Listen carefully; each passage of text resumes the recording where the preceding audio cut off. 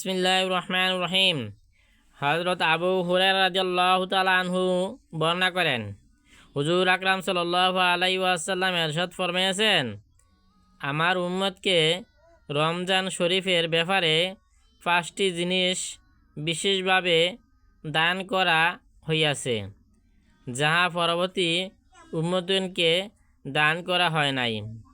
রোজাদারদের মুখের দুর্গন্ধ আল্লাহর কাছে মেশকের চাইতে অধিক প্রিয়। তাহাদের জন্য নদীর মাছ দোয়া করে এবং ইফতার পর্যন্ত দোয়া করতে থাকে। 3. প্রতিদিন তাহাদের জন্য জান্নাত সূচিত করা হয়। অতএব আল্লাহ তাআলা ইরশাদ করেন, অতি সত্যই আমার নেক বান্দারা নিজেদের উপর হইতে দুনিয়ার কষ্ট ক্লান্ত সরাইয়া আমার কাছে আসিবে। এই মাসে দুষ্ট শয়তানকে আবদ্ধ করিয়া রাখা হয়, ফলে অন্যান্য মাসে তাহারা যে সমস্ত খারাপ কাজ পর্যন্ত খুঁজতে পারে না। সেই 5. রমজানের সর্বশেষ রাতগুলি রোজাদারকে মাফ করে দেওয়া হয়।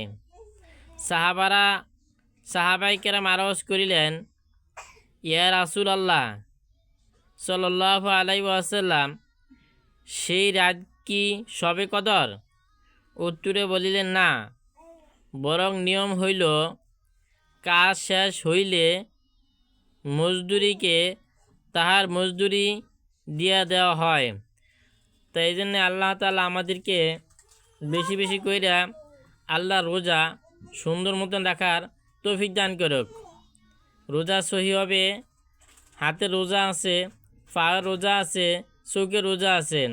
হাতে রোজা, হাত দিয়ে কোনো খারাপ কেউ জিনিস ধরবো না। মুখের রোজা কেউ গিবাত করবো না। কানের রোজা কোনো গিবাত শুনবো না। চোখের রোজা কোনো খারাপ জিনিস দেখবো না।